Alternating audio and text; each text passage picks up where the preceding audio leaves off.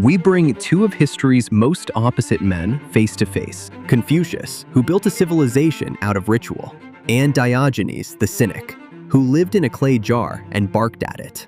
Their debate starts with this question. A son curses his own father and calls him a coward in front of strangers. What should be done? The son must be brought home, not beaten. Beaten boys learn only to wait their turn to beat. He must stand before his father and bow. Not because the bow erases the insult, because the body learns what the mouth refuses. A son who shouts in the marketplace today will shout at his neighbor tomorrow, his city the year after, and his ruler before he dies. Filial piety is the root, and when the root rots, every branch breaks. One boy, one bow. That is how a civilization repairs itself, not with punishment, with form. Or the father is a fool. Did you ask? You did not ask. You just want the bow, the form, the right angle of the right head at the right time. A boy yelled in the marketplace, and you have already convicted him without hearing the case. Sometimes the father is a thief. Sometimes the father has been beating his wife for 30 years, and the boy finally found his voice. You would gag him before you let him speak. That is not philosophy. That is the magistrate's robe, pretending to be wisdom. You imagine the worst father, and use him as a hammer against the ordinary one. Most fathers are not monsters. Most are tired men who fed their children, lost sleep over their fevers, and now grow old, hoping to be remembered with kindness. The bow is for the ordinary one. When you tell that son the bow is meaningless, you have not freed him. You have made him an orphan in his own house. The cook does not expect the loaf to bow to him. A father who feeds expecting bows has not fed. He has invested. He has bought a creditor who will collect at the funeral. The natural father loves the way a dog loves her pups. Fiercely, without contract. The moment you write the contract, you have replaced the love with a debt. The son knows it in his bones. That is why he is shouting. Diogenes, you say civilized people are pretenders, that ritual is a mask. Confucius, you say without form there is no virtue. Are people actually pretending? Let me tell you about a feast I went to. A rich man invited me. The other guests did not like that. They started throwing the bones from their plates at me, calling me dog, dog, dog, laughing. So I walked over to the loudest one, lifted my leg, and pissed on him. The room went silent. He stood there dripping wine and urine, very offended. And I said, "You called me dog. I behaved like one. Why are you the one who is angry? That is your civilization, Confucius. They will throw bones at a man and call him an animal, and the moment he acts like the animal they named him, they discover their dignity. The pretending is not the problem. The pretending is the civilization." And in your story, who looked smaller? The man with wine on his clothes, or the man who pissed on him? You think you exposed him. You also exposed yourself. A teacher I knew, watching my best student, Yan Hui, pour tea for an old beggar in the rain, said to me, "This boy will never rise in court. He wastes himself on nobodies." Yan Hui heard the comment. He kept pouring. He did not piss on the teacher to prove a point. He simply did the small, right thing in front of the man who could not see it. That is the answer to pretending, Diogenes. Not more shock, more quiet sincerity. Yours is also a performance. You just performed it with your body instead of your robe. Maybe, but Yan Hui poured tea and died young in poverty, and the teacher kept his post. Tell me which performance the world rewarded. The wrong one. I never claimed otherwise. You ask whether people pretend. Yes, most of them, most of the time. But the answer is not to abandon the form. The answer is to make sure the form has a heart inside it. The master said, "If a man has no goodness in him, what has he to do with ritual? An empty bow is worse than no bow, but a real bow, performed by a real son to a real father, that is not pretending. That is the rarest thing in the world, and worth 100 of your puddles." Now a more personal question. If you could have one wish granted in this world, what would it be? A small ceremony performed daily by every person, badly, with sincerity. It does not matter which one. Light a stick of incense for someone who is gone. Bow to your parents in the morning, even when you are angry. Set a place at the table for a guest who is not coming. The act is not magical. The act trains the heart. A man who performs one small ceremony every day for 30 years has built something inside himself that no disaster can take away, the habit of meaning what he does. That would be my wish. Give every person one small thread. Let them weave the rest themselves. My wish? I once said it in the marketplace. I was relieving myself of a certain natural urge. In public, people were horrified. I looked at them and said, I only wish I could rub my stomach and be rid of hunger as easily. They laughed. They thought it was a joke. It was not a joke. Listen carefully, Confucius. If a man could satisfy his hunger by rubbing his belly, he would need no farm, no granary, no tax collector, no king, no ceremony performed to the granary god, no ritual to remember the harvest, no bow to the magistrate who controls the road to the market. Every chain on a man's neck is welded out of the things he has not yet learned to do without. My wish is the opposite of yours. You want everyone to pick up one thing. I want everyone to put one thing down. And what about the things he cannot do without? Food, shelter, the voice of his own son calling him father. Then he should need exactly those and nothing else. That is the trick. Once Alexander stood over me as I sat in the sun. He told me he was the king of the world.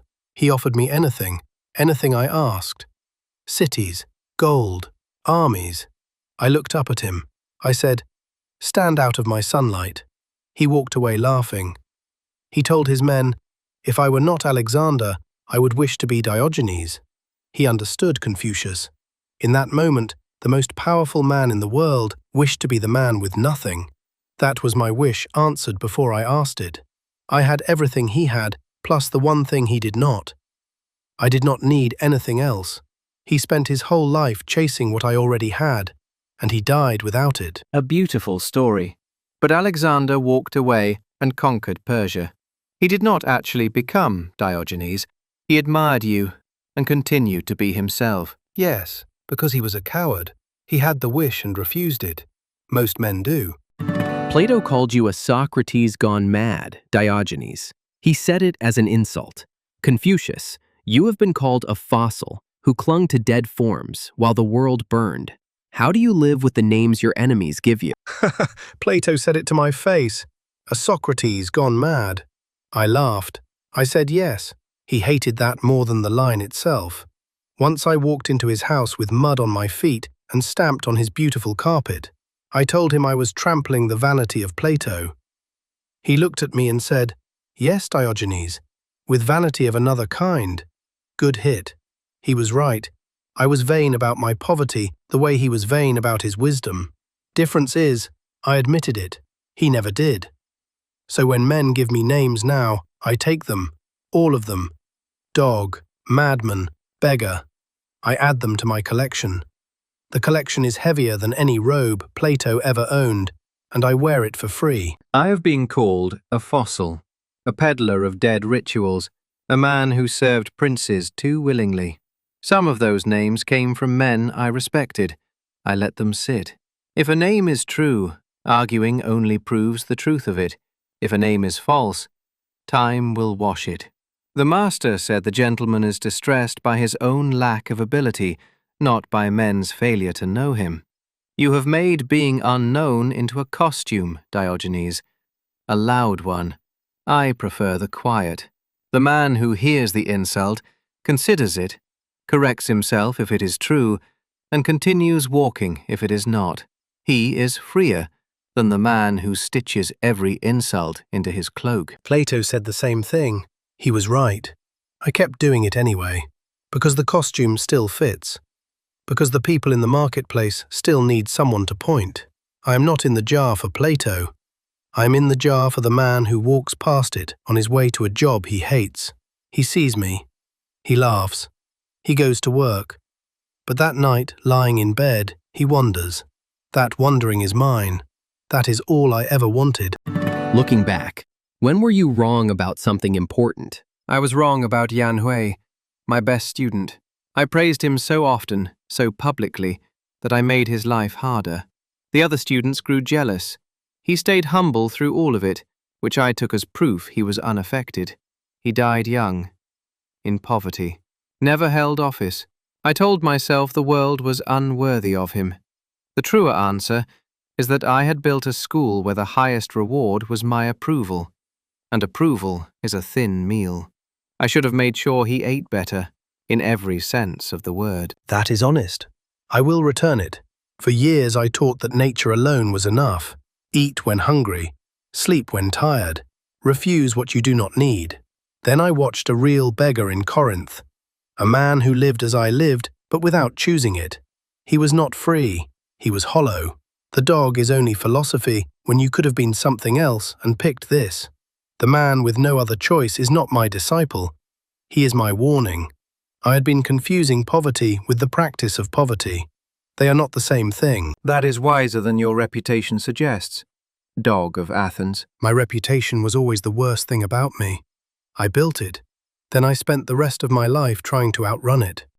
You have both watched men suffer. If you could place one thing in the hands of every person alive, what would it be? The bow I described, performed daily, badly, with sincerity. The thread that ties this moment to the next, this person to that one, the self of yesterday to the self of today. Most lives fall apart not from great suffering, but because the small threads were never woven. Give every person one thread. Let them weave the rest. Throw something away. Today, not a thing you hate, a thing you love, the cloak you are proud of, the chair you would defend, the title someone called you yesterday that made you feel taller. Throw it away and watch what your hands do for the next hour. They will reach for it. That reach is your master. Now you know who he is. You do not have to live in a jar.